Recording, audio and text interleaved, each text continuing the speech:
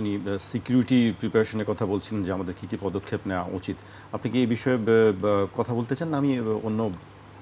না, একটু বলি, কিন্তু আমার একটা ইন্টারেস্টেড জায়গায় উনি হাত দিয়েছেন। আমি একটা অভূতপূর্ব একটা উদ্যোগ নিয়েছি। বাংলাদেশে প্রথম একটা মাইনিং কোম্পানি জন্ম দিয়েছি। আমি অনেকগুলো দেশের সাথে তখন আমি বিদ্যুৎ জ্বালানি এবং খনিজ সম্পদ মন্ত্রণালয়ের বেশ কিছু কন্ট্রাক্ট রিভিউয়ের কাজ করার সাথে সাথে আমি যখন উপলব্ধি করলাম যে এরকম একটা মিনিস্ট্রি গত 54 বছরে মাটির নিচে শুধুমাত্র আলু ছাড়া, আলুর নিচে আর কেউ যেতে পারে না, মানে মাটির নিচে তো আলু, এইটাই শুধু এরা উত্তোলন করতে পারে। পৃথিবীতে এত মানুষ, এত বিজ্ঞানী, শুধু জিএসবিতে 250-র মতো বিজ্ঞানী আছে। প্রতি বছর বুয়েট সহ অন্যান্য ইউনিভার্সিটি থেকে যে পরিমাণ বিজ্ঞানী বের হয় সবগুলো বাইরে কাজ করে, আমাদের দেশেও আছে। কিন্তু পলিসিগত কারণে কেউ কখনো কোনো রকম উদ্যোগ সফল করতে পারে নাই। গত 2 মাস আগে আমি জেএসবিতে পাঠানোর পরে ওরা সর্বোচ্চ আমাকে 3টা ম্যাপ উপহার দিয়েছে। যদিও আমি এখন প্রায় 60-র উপরে ম্যাপ কালেক্ট করেছি।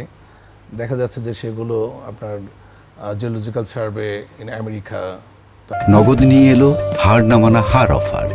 সর্বনিম্ন 10,000 টাকা রেমিটেন্স নগদে পাঠালে থাকছে স্বর্ণের হার জেতার সুযোগ।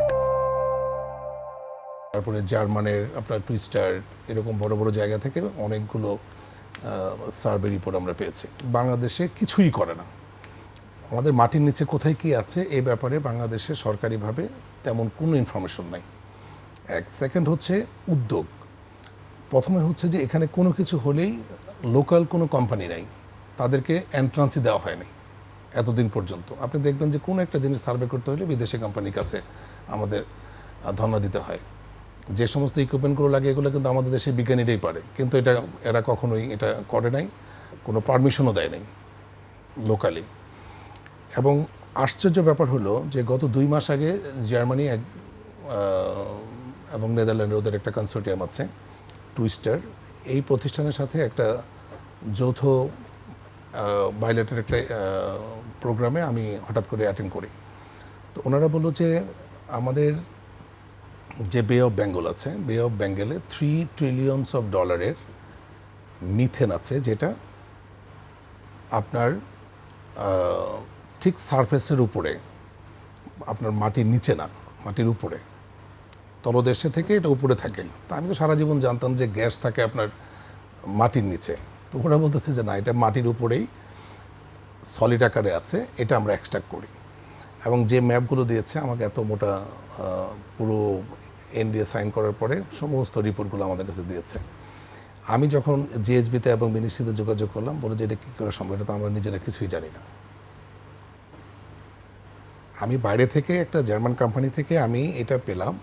আমাদের দেশের বিজ্ঞানীরা কিছুই জানে না যে আমাদের বে অফ বেঙ্গলে এই পরিমাণ। তারা এটা তাহলে কীভাবে পেল? না, তারা তো ছাড়বে, সব রিপোর্ট টিপোর্ট দিয়েছে, এটা কিছু এনডিএ সাইন করা আছে, আমি তো সব কিছু আপনাকে হয়তো বলতে পারবো না। যে তারা পেয়েছে, তারা সার্ভে করেছে, তারা সমস্ত কিছু, এগুলো করতে পয়সা লাগে, বিনিয়োগ করতে হয়, এগুলো সার্ভে তো আর আপনি আপনি হয় না। তারা তো স্যাটেলাইট সার্ভে করেছে, তারা অনেকভাবেই করেছে, ওইদিকে আমি বলতে পারছি না। কিন্তু ফওয়াদ ভাই যেটা বলেছে, ন্যাশনাল আমাদের এটা ছাড়াও অফশোর ছাড়াও অনশোরে যে পরিমাণ খনিজ সম্পদ আমাদের এখানে আছে, তার 5% খবরও জিএসবি জানে না।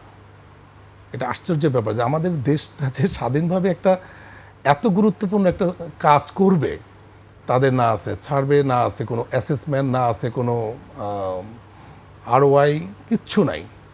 তাহলে সেগুলো থেকে, এবং প্রাইভেটলি কেউ করবে সেই সুযোগও তারা দেয় নাই কখনো।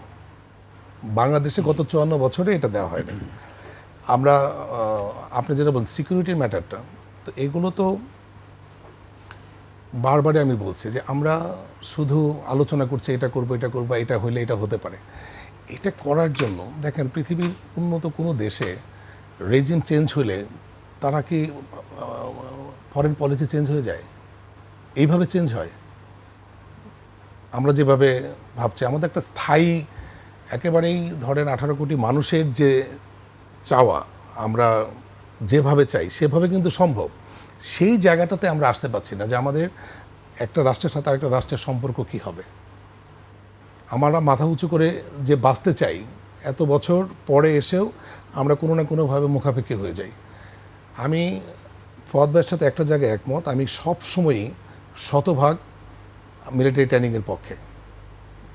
মানে তাদের ডিসিপ্লিন ট্রেনিং দিতে হবে একটা রাষ্ট্রে। আপনার ইসরায়েলকে আমরা আমাদের যত বকাঝকা করি না কেন, ওদের জায়গা থেকে চিন্তা করেন যে ওরা কিন্তু শতভাগ ওই জায়গাটা টিকে রাখার জন্য তারা যুদ্ধ করছে। আমাদের দেশে কি আমরা যুদ্ধ করতে পারবো?